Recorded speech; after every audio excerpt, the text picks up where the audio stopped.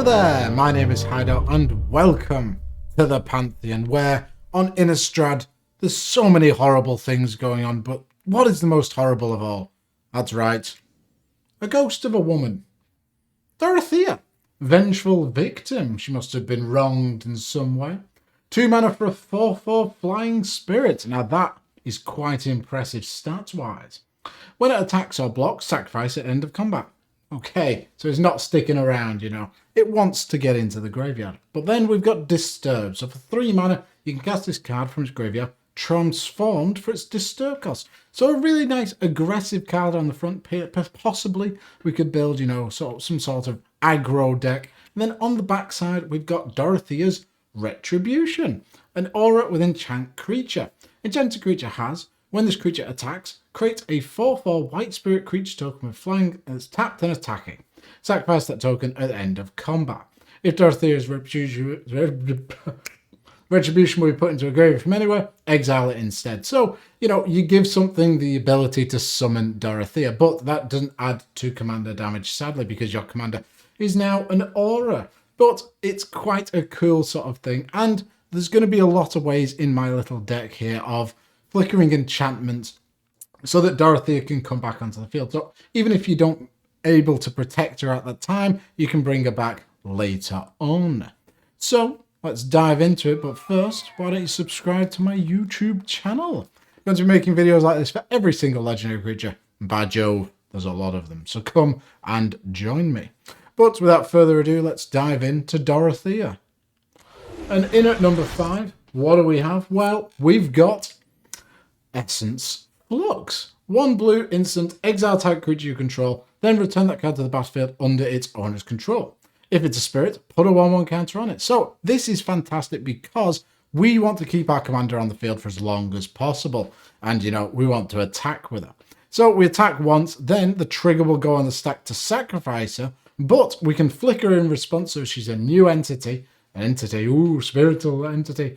And when it comes back, it'll have a 1/1 counter on it, and we can attack again. So Essence Flux is phenomenal. And just having a flicker archetype in blue-white, well, very renowned for flicker. So there's a lot of great cards for this. And this card just fits wonderfully in the deck.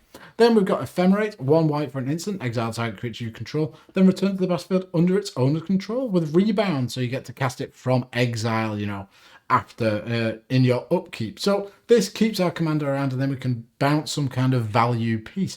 All of these are instants, and that's really important because you have to do this in the middle of combat to keep Dorothea around. Then Ghostly Flicker, 3 mana for an instant, exile 2 artifacts, creatures and or lands you control, then return those cards to the battlefield under your control. So not only can we flicker our commander, but we can also flicker something else that's maybe massive, you know, has a big impact, or reset a land or an artifact ramp piece to get that mana back. So this card can lead to a lot of different combos, so if you want to go down that route, be my guest. Then there's Acrobatic Maneuver, 3 mana for an instant, exile type creature you control, and return that card to the battlefield under its owner's control. Draw a card. So we're not getting any enter the battlefield from our commander, but the draw a card there is fantastic, and we get to keep her around on the field, and she's not a silly little aura.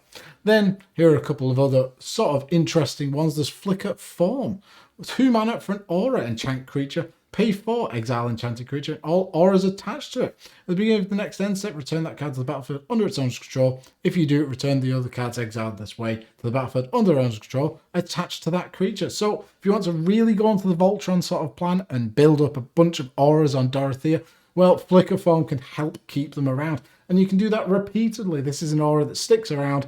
We exile it, comes back. It's a new version of Dorothea, so she's not going to be sacrificed.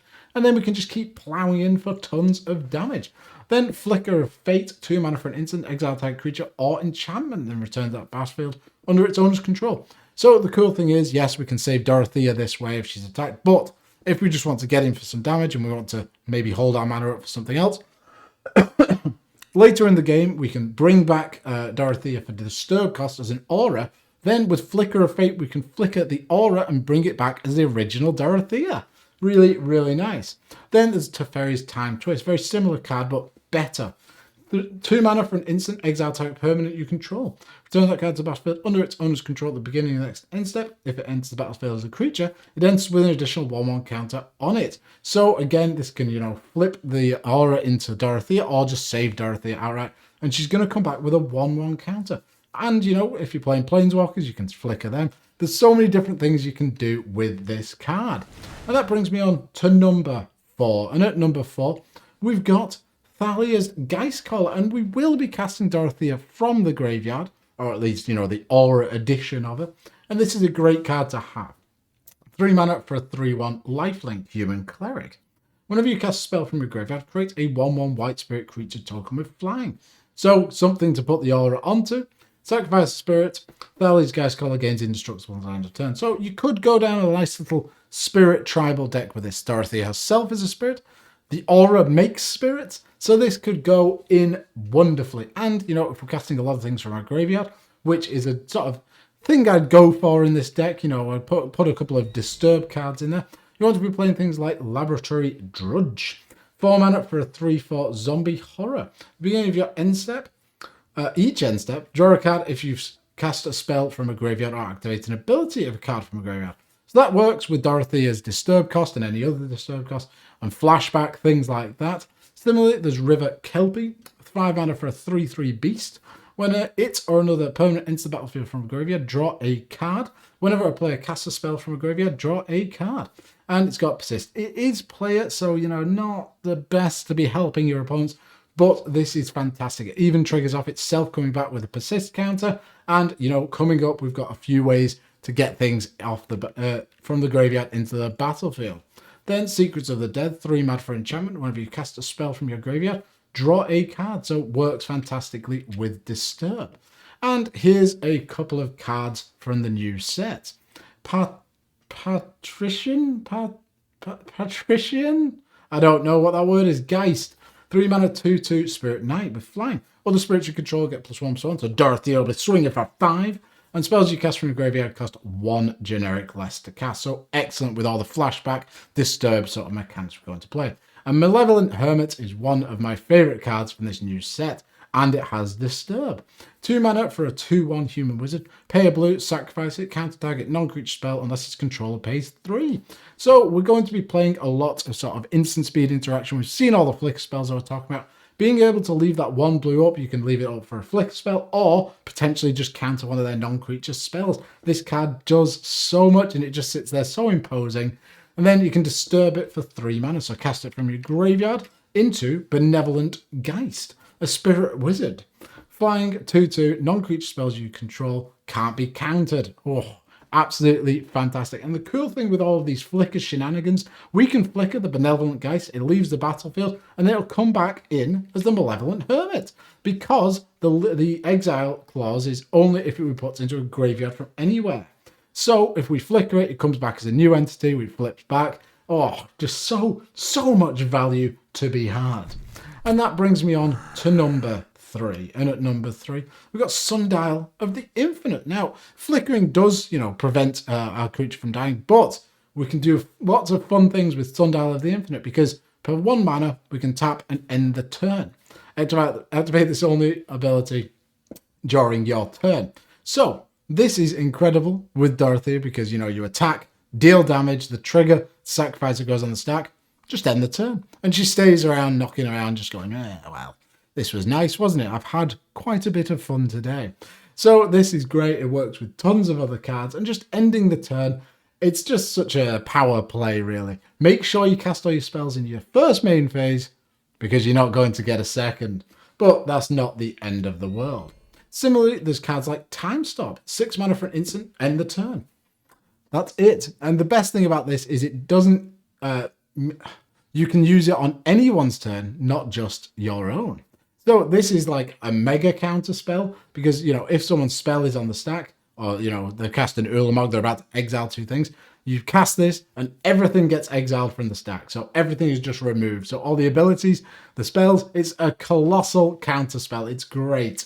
Then Stifle is a great card that you could be playing. 1 blue for an instant counter target activated or triggered ability. So you can counter the sacrifice on our commander or a bunch of other things. It's surprising how much power this card has. You know, you wouldn't really expect it to be that good, but you're always going to have a use for it. And it's just 1 blue. It's great. You can just hold it up. Then there's Discontinuity.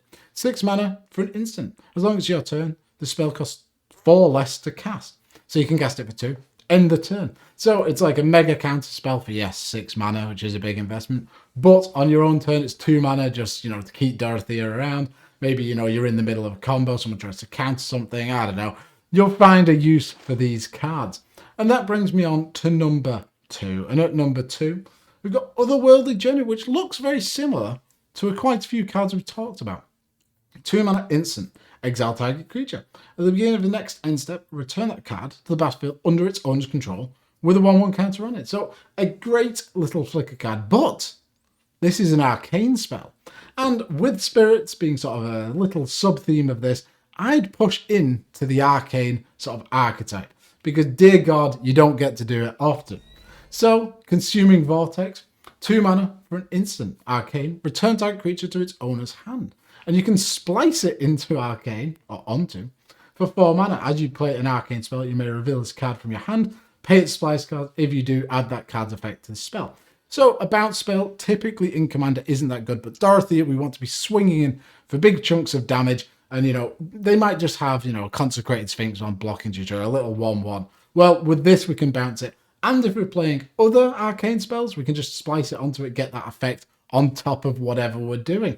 So it's a really nice little effect. Evermind costs nothing, so you can't actually cast it, but it's an instant with arcane. Draw a card. Nevermind is blue. Nevermind. That's the album by Nirvana. Good album. Splice onto arcane for 2. So any arcane spell you cast, you can add this on and draw a card. Really, really cool. It's just so nice. The artwork is phenomenal. I love that artwork. I just wish it was on a, you know, a playable card. But then we've got Eerie Procession, 3 mana for Sorcery Arcane. Search your library for an arcane card, reveal that card, put it into your hand, and shuffle your library. So it tutors for whatever you need, you know, one of these other cards, so you can get your engine rolling. Really, really cool. And look at those eerie fish. They've all got big teeth. How horrible. Then the Sift Through Sands, 3 mana for an instant arcane, draw 2 cards and discard a card. So it just filters through your deck. Not that powerful, really. But if you cast a spell named Peer Through Depths, a spell named Reach Through Mist this turn, you may search your library for a card named The Unspeakable. Put it onto the battlefield and then shuffle your library. So I'd play all of those 3, and then you can get this for free. The Unspeakable. 9 mana for a 6/7 flying trampler. Whenever it deals combat damage to a player, you may return target arcane card from your graveyard to your hand. Whew. Absolute phenomenal value. Look at that. It's certainly something, isn't it? Then there's long forgotten Gohei, which is great in a spirit deck and also plays really well into the arcane theme. 3 mana artifact, arcane spells you cast cost 1 generic less to cast, and spirit creatures you control get +1/+1. So Dorothea, 5/5, slamming in there for tons of damage. And all of our arcane spells cost less. Is it good? No, not really, but it's a great theme that you could play into. And, you know, that's what Commander's about. It's about finding those cool little niche things. That brings me on to number 1. And at number 1, we've got Sun Titan. Slightly dull, I will admit, but it just works fantastically with our commander because she costs so little. It's only 2 mana for this commander, and, you know, it's going to end up in the graveyard, sadly. So bringing it back, well, we really want to do that. 6 mana for a 6/6 Sun Titan. It's a giant with vigilance. Whenever it enters the battlefield or attacks, you may return target permanent card with mana value 3 or less from your graveyard to the battlefield. So a lot of the cards we talked about earlier that trigger on, you know, attacking, things entering from the graveyard, this will trigger it. Brings back our commander, just swings in for tons of damage. Just so much value. For playing fetch lands, you can get fetch lands back and ramp yourself. It just does everything you could want it to do. Then we've got Cigardian Savior. 5 mana for a 3/3 flyer. When it enters the battlefield, if you cast it, return up to 2 target creature cards with mana value 2 or less from your graveyard to the battlefield. So this returns our commander. Oh, nice little reanimation spell. And, you know, if you're playing a couple of, like, incidental nice little cards, where's that hermit? Where's the hermit? Oh, I had a foil one knocking around. I've lost him. Oh, well. The Hermit that I was talking about earlier, you can, get him back with this thing. Ooh, incredible. Then there's Teishar, Ancestor's Apostle. 4-mana 2/2 flyer, bird, cleric. Whenever you cast a historic spell, return target creature card with converted mana cost 3 or less from your graveyard to the battlefield. Artifacts, legendaries, and sagas are historic. So all of our ramp will probably be artifacts, legendary creatures. Got a couple knocking around. Sagas, well, yeah, you could play them. Why not? It's up to you. It's your life. Live it however you want it. Then, finally, they've got Sabina's Reclamation. 3 mana for a sorcery, return target permanent card with converted mana cost 3 or less from your graveyard to the battlefield. If the spell was cast from a graveyard, you may copy the spell, may choose new targets for the copy. So yes, we can get it back. We can get our commander back. But one of my favourite uses for this is with like fetch lands or mana rocks that you can sacrifice to draw a card like Mind Stone. You can rebuy that. It's ramp. It's just amazing card, and it flashes back for 5 mana. And those are my top 5 cards for Dorothea. The Wizard of Oz. I was going to try and construct a joke, but I'm just going to say the punchline at you. Dorothea, Wizard of Oz. There you go. Humour. So if you like this video, please do like, comment, subscribe, and all that sort of stuff. I'm going to make tons more of this, so I'll see you around. Bye.